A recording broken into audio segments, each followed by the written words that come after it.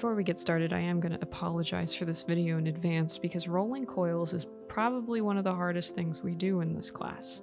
Now, coil building is fun once you get past the steep learning curve, but getting up that steep learning curve is pretty difficult right off the bat. The trick is not to get frustrated with this.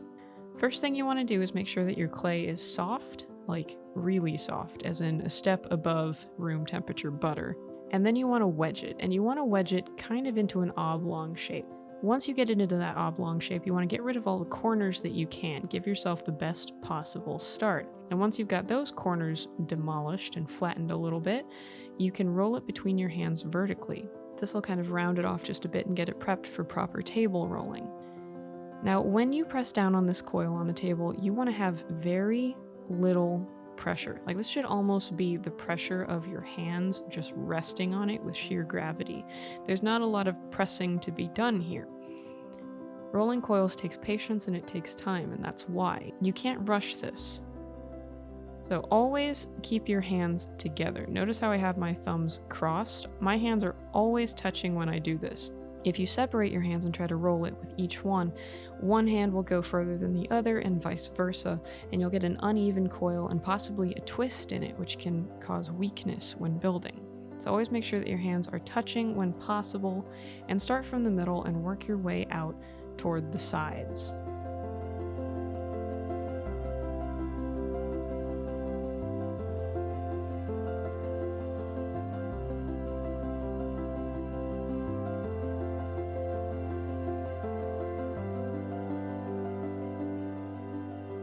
It should also vary from about 1/2 inch to 3/4 of an inch thick, because when you bond it later, you're going to lose about 30 to 50% of it in blending. Your wall still needs to have structure, so we need that thickness for right now. It'll feel really bulky right off the bat, and that's okay. Better too bulky than too thin.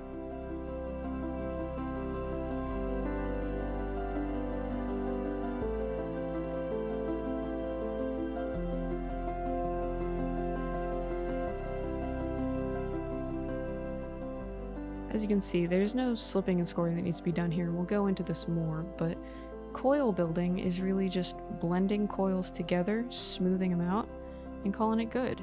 That's kind of a little preview of what we're going to be doing and what we're working up to here.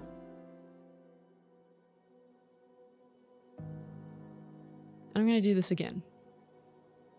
So again, start with a really moist piece of clay, and I'm going to wedge it.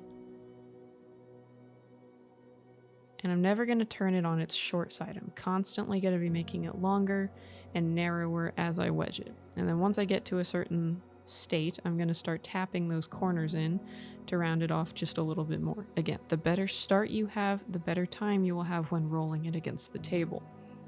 Put in the prep work. It's worth it. I'm going to roll it between my hands a little bit to round off some more of those corners, and then I'm going to start rolling it across the table. My clay is very, very moist. I added some water to it.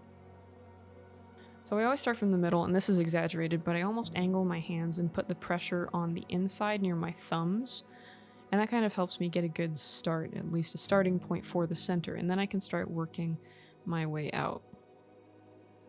Now again, thumbs, hands are touching. Move them as one unit if possible.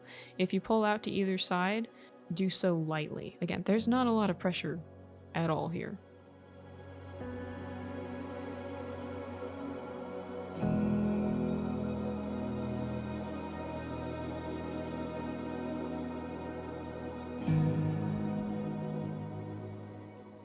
If you start feeling a thumping, or you hear thumping, as we can see on the left here, notice how it's uneven. It's flatter on one side, almost oblong. If we cut it, we would see an oval shape, not round, but we need round. The right side is good. I'm not getting a lot of bumping, but on the left, that's no bueno.